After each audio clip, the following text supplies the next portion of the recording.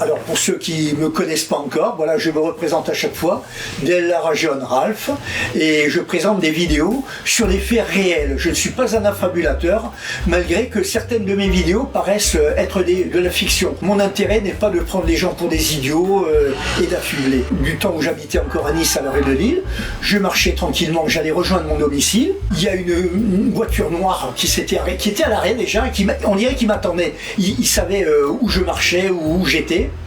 Et puis il y avait le chauffeur, une belle limousine, et puis il y avait des filles au siège arrière, dont la princesse Stéphanie là n'était pas avec un masque, elle n'avait pas un masque comme on dit un loup. Elle dit venez à Monaco, il y a une grande réception, tout ça. Bon, j'étais habillé, j'étais pas préparé, j'étais habillé comme un clochard, venez, elle insistait, j'ai dit bon, puisqu'elle insiste, et donc je les ai accompagnés, je les ai accompagnés jusqu'à Monaco. C'était effectivement, je sais plus à quelle occasion, une fête, voilà, monégasque, hein.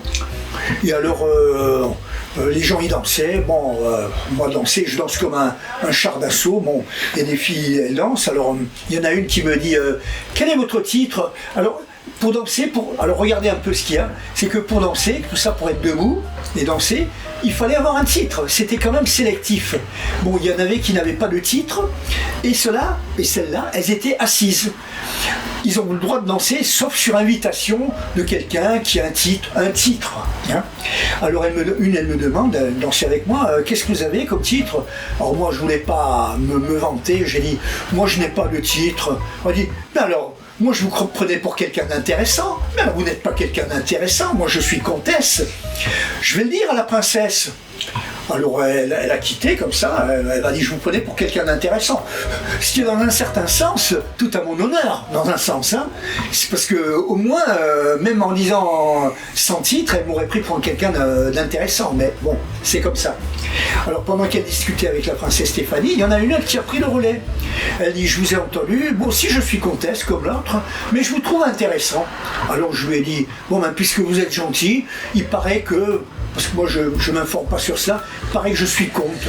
J'ai pas dit prince hein, aussi en plus, hein. Je dis je suis comte. Elle me dit ah ben vous voyez, vous avez un titre vous aussi. Alors pendant que l'autre elle disait à la princesse Stéphanie qui était parmi, enfin forcément c'est elle qui organisait ça, enfin le princier, hein. Elle disait à l'autre, à la comtesse, elle a quand même remise en place, elle a dit, mais s'il devrait, alors elle lui dit, mais il n'est pas intéressant, il ne devrait pas être ici, il n'a pas de titre. Alors la princesse Stéphanie l'a quand même remise en place, elle lui a dit, mais s'il ne devait pas être ici, c'est vous qui ne devriez pas être ici, parce qu'il est prince, son titre est plus élevé que le mien, et c'est le plus titré de nous tous ici. Et elle m'a annoncé, je ne savais plus où me mettre. Alors l'autre elle dit, ah mais il est prince, mais alors c'est quelqu'un de très intéressant, j'y retourne. Elle chasse l'autre, elle n'avait Dieu que pour moi. Ça veut dire qu'une fois j'ai entendu un qui a fait un livre que j'ai pas acheté, dont je me souviens plus le titre, il a dit c'est malheureux ce que je dois dire, c'est monstrueux, mais il y a des milieux où on ne vaut non pas par ses qualités, mais on vaut de par le titre. C'est-à-dire que vous pouvez être un bandit, mais si vous avez un titre élevé, vous êtes bien vu dans ce milieu-là. Plus que si vous êtes quelqu'un de très honnête, mais qui n'a pas de titre.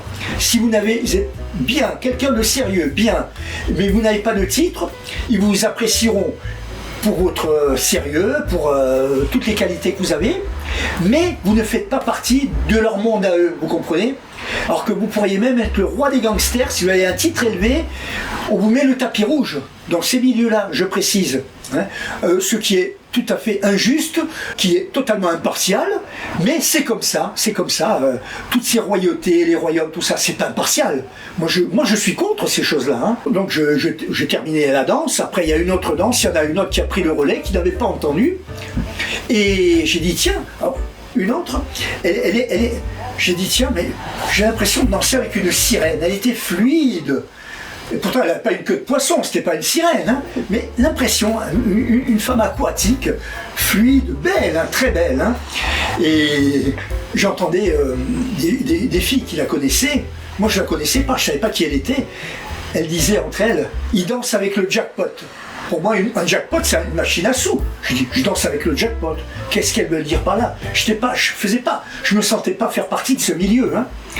Et alors, cette fille-là en question, elle me dit moi je travaille pour des habits griffés, je suis celle qui griffe les habits. Alors je lui dis ben oui, je vois, vous avez des ongles longs, manucurés, des beaux ongles, tout ça. Je dis tiens, ça c'est un fantasme de riche, de fille de riche, hein. Elle griffe les habits, comme les chats. Alors j'ai dit moi ce sont mes chats qui griffent mes habits, hein. Elle a des ongles longs. En fait, elle était dans la couture, dans la haute couture. Les habits griffés, mais je ne connaissais pas ce terme pour la couture, vous comprenez? Donc pour moi, griffer, c'est se faire les griffes, comme mes chats. Elle m'avait fixé rendez-vous, une lettre dans la boîte aux lettres, pour me rencontrer, pour me donner rendez-vous à Nice, à la rue Paradis. C'est une petite rue très huppée de Nice, hein, dans la zone piétonne, où il n'y a que des grandes enseignes, des beaux magasins. Et à l'angle, il y avait, je pense que ça y est toujours, parce que c'est un quartier que je ne vois plus depuis longtemps, il y avait Louis Vuitton. Alors j'attendais, alors elle m'a donné rendez-vous à l'angle là, et puis j'étais exaspéré, je dis mince, elle vient toujours pas, l'heure elle tourne. Alors je me suis aventuré à rentrer dans ce magasin. Et figurez-vous qu'il y avait peut-être à l'occasion justement, qui est frontalier de Monaco, de cette grande fête, c'était Bernard Arnault en personne, le milliardaire, l'homme un des plus riches du monde, qui discutait avec un de ses employés ou collaborateurs. Alors j'ai dit voilà, il y a une fille, une certaine, un tel, voilà, elle m'a fait une lettre, elle m'a donné rendez-vous. Alors voilà la lettre, hein, et je l'attends, elle n'est pas venue à l'heure, qu'est-ce qu'il en est? Elle doit vous connaître bien. Elle dit oui, c'est ma fille, je vois bien son écriture, je reconnais. Elle me dit, et il me dit écoutez, ma fille elle est majeure, elle fait ce qu'elle veut, mais si elle va vers vous, moi je ne lui donnerai plus d'argent. Or ma fille, elle ne sait pas compter, je pensais qu'elle n'a jamais été à l'école, je n'étais pas de ce milieu. En fait, ce qu'il voulait dire, elle dit, elle dépense, elle ne compte pas. Elle ne sait pas compter parce qu'elle dépense, c'est une machine à dépenser. Elle ne compte pas l'argent, elle n'a pas la notion de la valeur de l'argent. J'espère que si vous voulez avoir ma fille, que vous avez beaucoup d'argent. Parce que si vous n'avez pas d'argent, elle vous quitte, elle vous quittera. Elle n'est que pour l'argent, elle est habituée à l'argent. Attention. Alors j'ai dit, ben non, je suis pas riche, non, à vrai dire, non. Elle dit, bon, ben elle reviendra à moi, parce que si on apprend qu'elle va à vous, et que vous n'avez pas les moyens financièrement de l'entretenir, ça ferait chuter la bourse de LVMH. Alors, moi, je ne savais pas ce que c'était LVMH.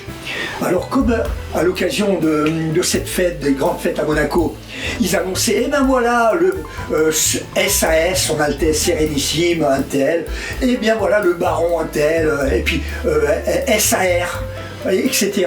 Alors moi je pensais que LVMH c'était les abrégés d'un titre, de quelqu'un qui a un titre. Je ne savais pas que c'était une enseigne.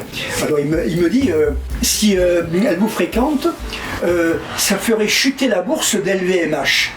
Alors je lui ai dit, je sais votre fille est très jolie, mais je comprends que si LVMH était devancé par quelqu'un d'autre, il serait si déçu que ça lui ferait chuter la bourse. Alors il s'est mis à rire. Lui il pensait aux bourses financières. Moi je pensais, je n'étais pas au courant. Il dit LVMH, le pauvre LVMH, si votre fille elle préfère un autre, en l'occurrence moi, ça lui ferait chuter la bourse. Vous voyez? Alors il s'est mis à rire. Il a dit décidément vous ne connaissez rien en affaires. Hein. Alors j'ai dit non, à vrai dire non. Voilà. Bon, elle s'est mariée avec quelqu'un de bien, etc. Tant mieux pour elle. Elle a des qualités malgré tout. Hein. Elle n'est pas critique. À mon sens, elle a plus de positif que de négatif. C'est très bien. Hein. Bon, elle n'est pas venue au rendez-vous. Lui-même, il a dit, vous voyez ma fille, elle est tellement désinvolte. Elle vous fixe un rendez-vous, elle ne vient même pas. Et puis après, elle est venue vers chez moi, elle a dit, voilà, j'achète l'immeuble, comme ça, je vous ai vous. Je dis, oui, mais moi, je suis propriétaire de l'appartement que j'occupe, donc ça, vous ne pouvez pas acheter. Voilà, tout simplement. Hein. Voilà, malgré ces milliards. Allez, je vous dis à bientôt. Au revoir, à la prochaine émission.